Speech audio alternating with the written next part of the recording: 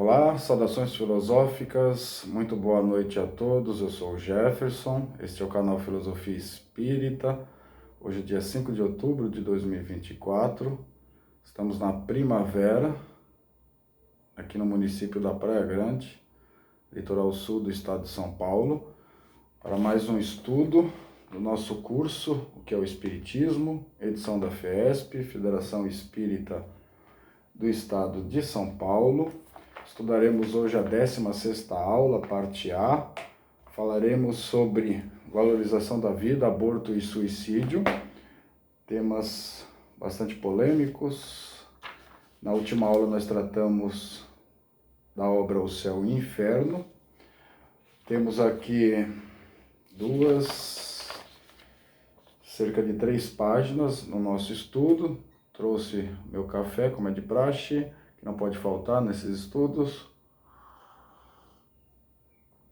E vamos de imediato iniciar e fazer os comentários pertinentes sobre esses dois temas.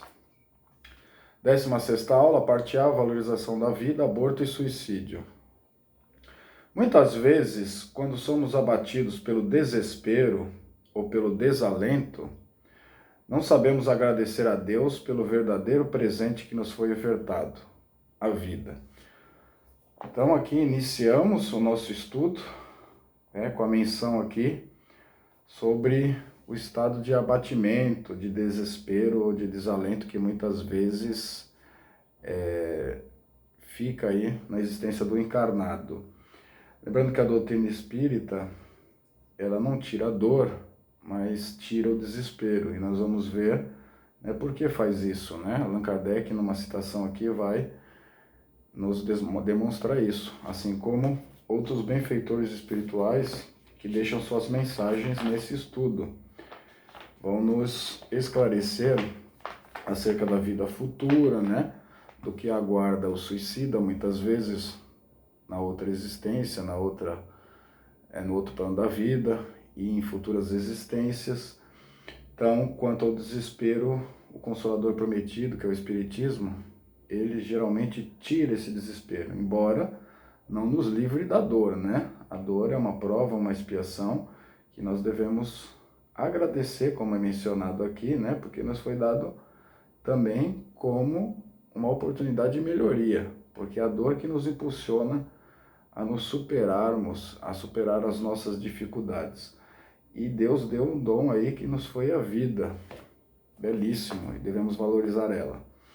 O aborto e o suicídio são duas graves faltas que são cometidas pela não valorização da vida e muitas vezes pela não aceitação das provas pelas quais se deve passar.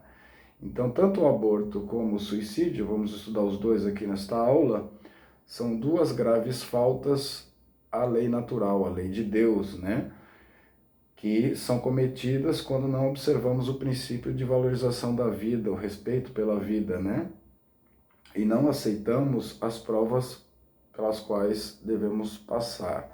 E aí é um ato de rebeldia, muitas vezes, o suicídio, ou de arbitrariedade na questão do aborto. Nós vamos ver justificações, explicações do porquê estou dizendo isso. O aborto, primeiro. O aborto ou a interrupção da gravidez pode ser natural ou provocado, não dando ao feto condições de sobrevivência fora do ventre materno. Então, o aborto é a interrupção da gravidez, que pode ser algo natural, que é o aborto espontâneo, ou provocado, quando tem uma intervenção, ou da própria mãe, ou de um auxiliar, ou de um médico, de uma parteira, ou quando o feto é expelido ali mediante a absorção de substâncias que vão expulsar o feto, Muitos remédios fazem isso, não dando condições da sobrevivência do feto fora do ventre materno. Isso caracteriza o aborto. Explica Kardec, abre aspas, quando o espírito deve encarnar num corpo humano em via de formação, um laço fluídico que não é outra coisa senão uma expansão do seu perispírito, liga-o ao germe para o qual ele se encontra atraído por uma força irresistível, desde o momento da concepção, fecha aspas. Isso está em A Gênese, capítulo 11, item 18. Então Kardec começa a nos explicar aí a questão do aborto, né? Ele diz, né, que o espírito deve encarnar num corpo que está em vias de formação, né, o corpo físico. O laço fluídico do perispírito, né, começa a se conectar e criar ali as células materiais. Há cada vez mais uma fixação das células perispirituais nas células em formação no novo corpo. Ele diz que o laço fluídico é como se fosse uma extensão do perispírito que nos liga, né, na nova encarnação ao germe, ao feto ali que está se desenvolvendo por uma força irresistível, né, algo relacionado aí a atração, né? Uma das forças da natureza, desde o momento da concepção. Então, a partir do momento que se faz a interrupção da gravidez após o momento da concepção, estaria caracterizado aí o aborto. Desde o momento da fecundação do óvulo, o espírito já começa a sua união ao corpo que se desenvolve. É o começo de uma nova encarnação e de uma nova oportunidade para o ser imortal, que já haviam sido anteriormente planejadas, assim como a família onde renasce. Então há todo um planejamento anterior, né, para esse nascimento. Desde o momento da fecundação do óvulo, o espírito já começa a sua união com o corpo que está se desenvolvendo, isso de modo gradual, né? É o começo de uma nova encarnação, de uma nova oportunidade, vem o esquecimento do passado, o espírito é imortal, né? Já tinha planejado essa reencarnação, inclusive combinado, né, com os familiares onde iria renascer. Como nos diz o Espírito Emmanuel, abre aspas, comumente chamamos a nós amigos companheiros de aventuras infelizes, programando-lhes a volta em nosso convívio, a prometer-lhes socorro e oportunidade, em que se lhes reedifique a esperança de elevação e resgate, burilamento e melhora, fecha aspas. Isso está em Vida e Sexo, capítulo 17.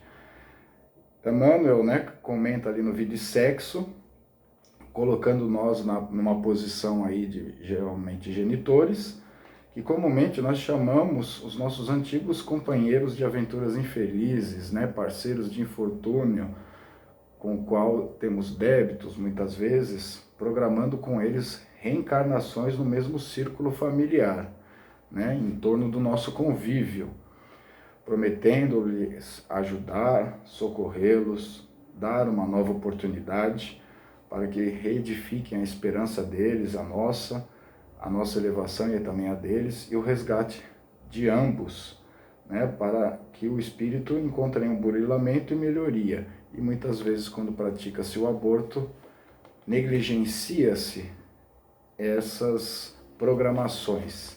E aí as consequências são inevitáveis, né? Que muitas vezes o espírito não perdoa, né? Começa a se tornar um perseguidor dos genitores, se eles não tiverem uma condição aí de perdoar, né, aquele ato, que é muito doloroso, né? Qualquer seja a época da concepção, o aborto significa a interrupção de uma nova vida orgânica, a interrupção de um processo reencarnatório. Então, desde a concepção, qualquer ato ali que interrompa esse renascimento da nova encarnação, aí, da vida orgânica, é um processo abortivo, okay? Interrompendo também o processo reencarnatório.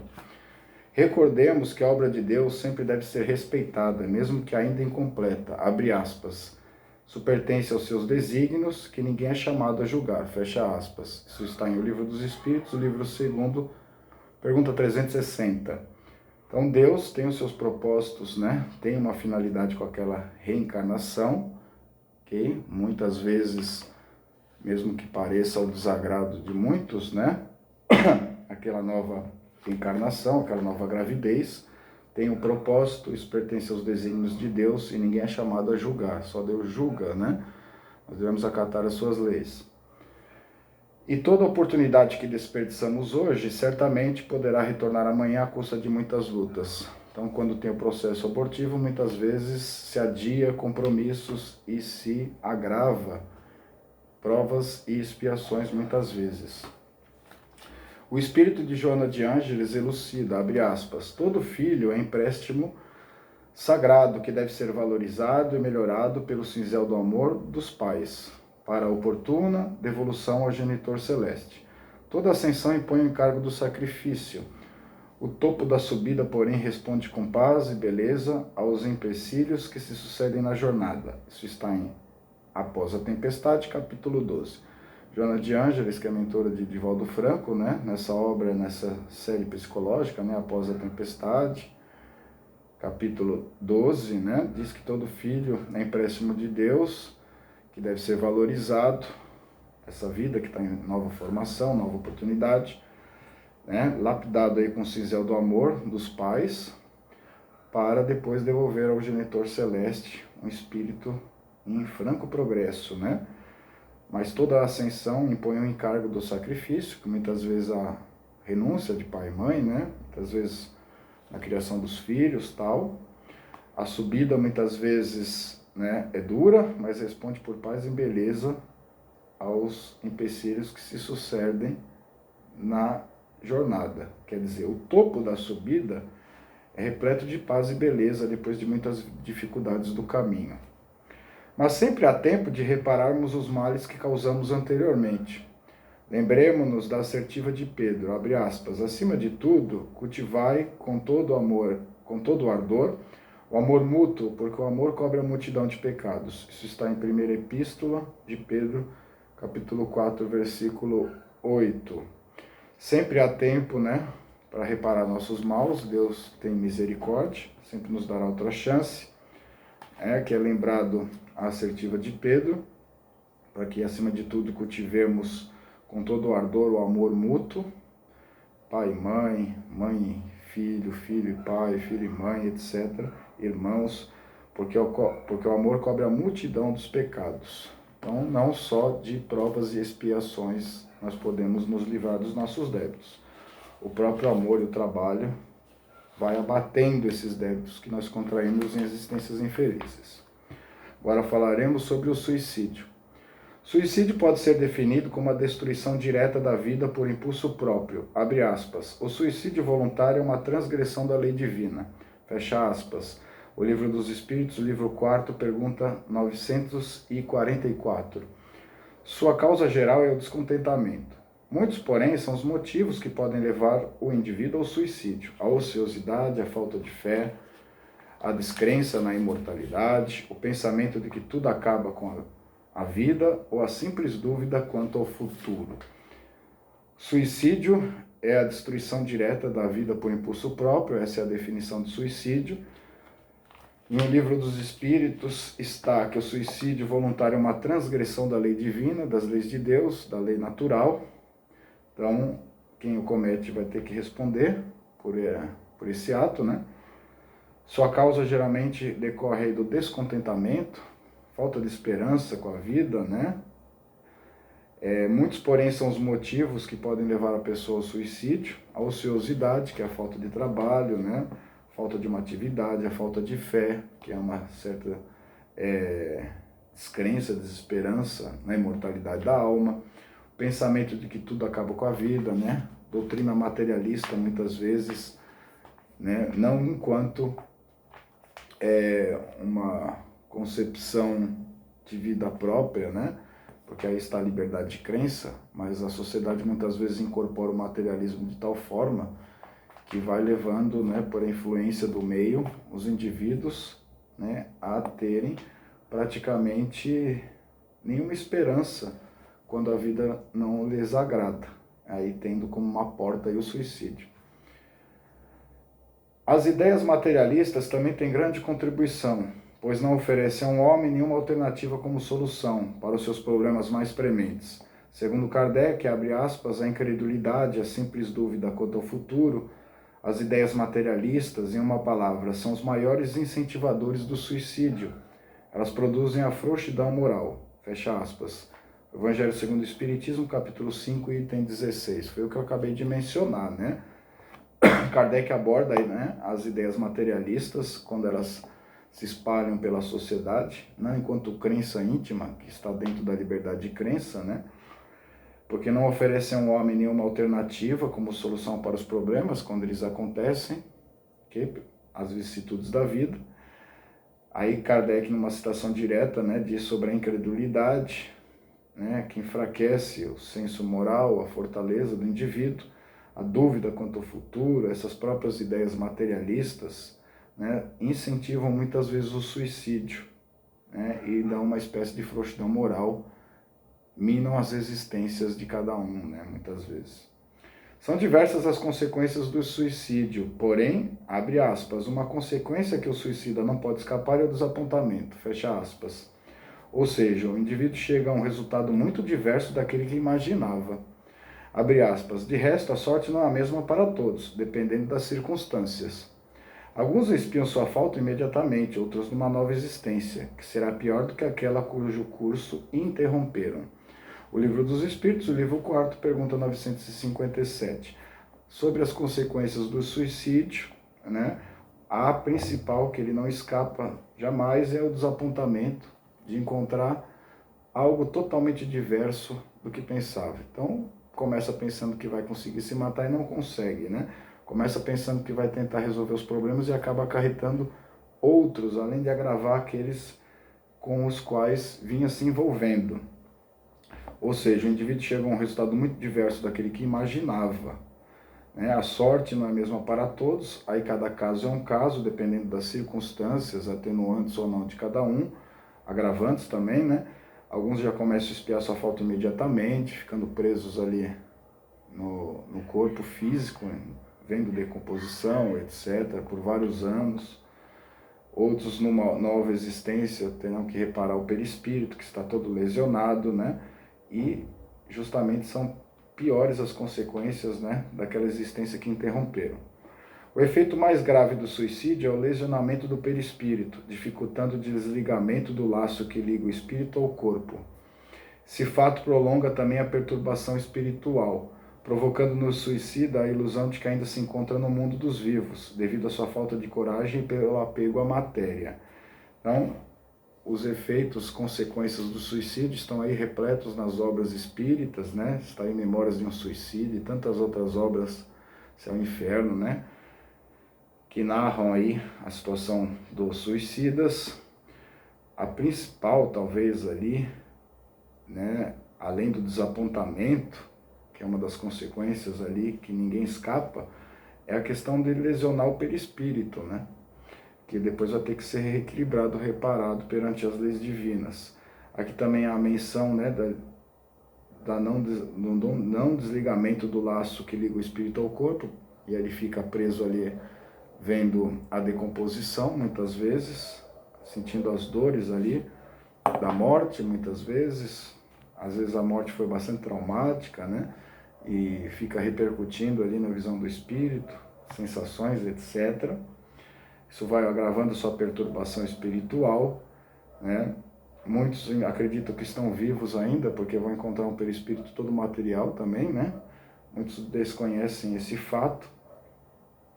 E quanto mais ligado à matéria, também mais forte será essa ligação e as repercussões. Então as obras espíritas estão repletas aí nas narrativas das consequências do suicídio, que são sempre lamentáveis, tristes, né, acarretando aí uma longa jornada de reparação para o espírito devedor, né?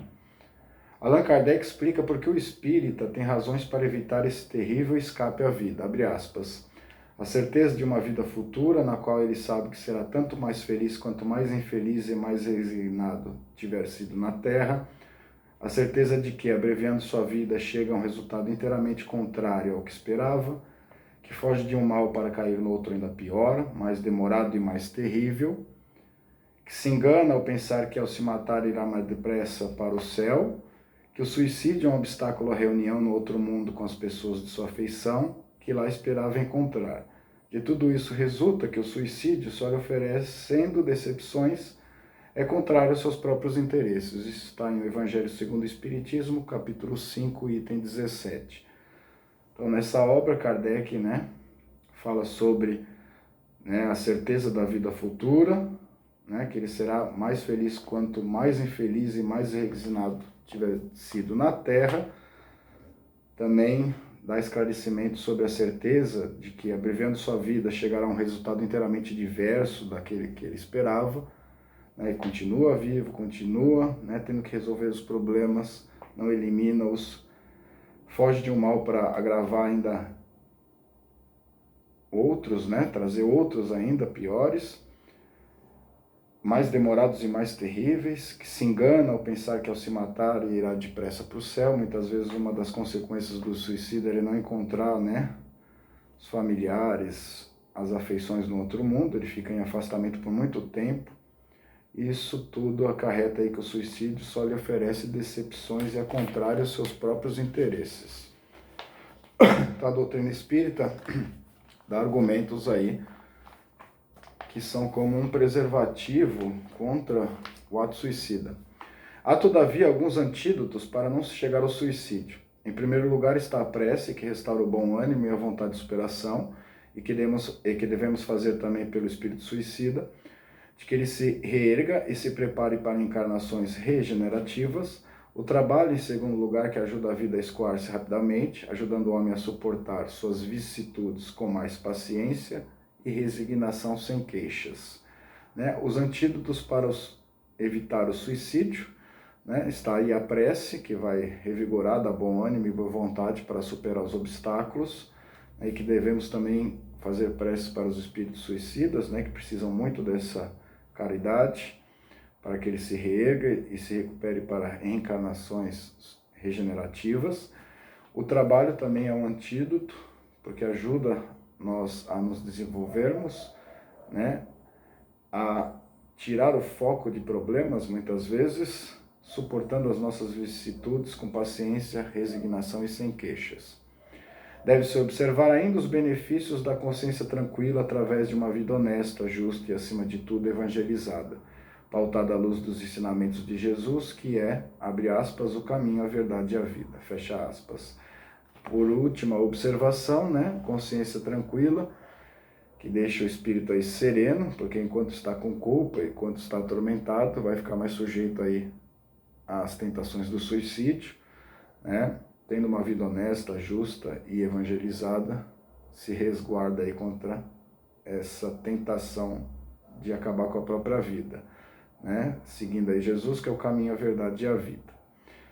A bibliografia que utilizamos, a Bíblia de Jerusalém, Após a Tempestade, de Divaldo Pereira Franco, psicografia, né, ditado por João de Ângeles, a Gênese de Allan Kardec, o Evangelho segundo o Espiritismo de Allan Kardec, o Livro dos Espíritos de Allan Kardec e Vida e Sexo, psicografia do Chico Xavier, ditado pelo Espírito Emmanuel. Partimos agora para a fixação do aprendizado, as 3 questões que nós nos propomos em cada estudo. 1. Porque o aborto constitui grave infração à lei divina. O aborto e o suicídio são 2 graves faltas que são cometidas pela não valorização da vida e muitas vezes pela não aceitação das provas pelas quais se deve passar. Qualquer que seja a época da concepção, o aborto significa a interrupção de uma nova vida orgânica, a interrupção de um processo reencarnatório. 2. Porque o suicida, pensando escapar de um mal, sofre mais ainda. 2. São diversas as consequências do suicídio, porém, uma consequência a que o suicida não pode escapar é o desapontamento. Ou seja, o indivíduo chega a um resultado muito diverso daquele a que imaginava. De resto, a sorte não é a mesma para todos, dependendo das circunstâncias. Alguns espiam suas faltas imediatamente, outros numa nova existência, que será pior do que aquela cujo curso interromperam. Isso está em O Livro dos Espíritos, pergunta 957. 3. Porque a certeza da vida futura nos traz valorização da vida. Certeza de uma vida futura, na qual ele sabe que será tanto mais feliz quanto mais infeliz e mais resignado tiver sido na Terra. A certeza de que a abreviar sua vida, chega a um resultado inteiramente contrário ao que esperava, que foge de um mal para cair no outro ainda pior, mais demorado e mais terrível, que se engana ao pensar que, ao se matar, irá mais depressa para o céu, que o suicídio é um obstáculo, né, a reunião no outro mundo com as pessoas de sua afeição que lá esperava encontrar. De tudo isso, resulta que o suicídio, só lhe oferecendo decepções, é contrário aos seus próprios interesses. Isso está em o Evangelho segundo o Espiritismo, capítulo 5, item 17. E assim, terminamos mais um estudo. Próxima aula, 17ª aula, parte A. Próxima aula, continuaremos aqui, 16ª aula, parte B, bem sofrer e mal sofrer. Certo? Sim, agradecemos a oportunidade de mais um estudo, dia de hoje, agradecendo as inscrições, curtidas, comentários, compartilhamentos, que possam estar todos aqui no nosso próximo estudo, para que avancemos ainda mais nesse curso que é o Espiritismo. Desejo a todos uma boa noite, uma boa madrugada, uma boa manhã ou uma boa tarde. Até uma próxima.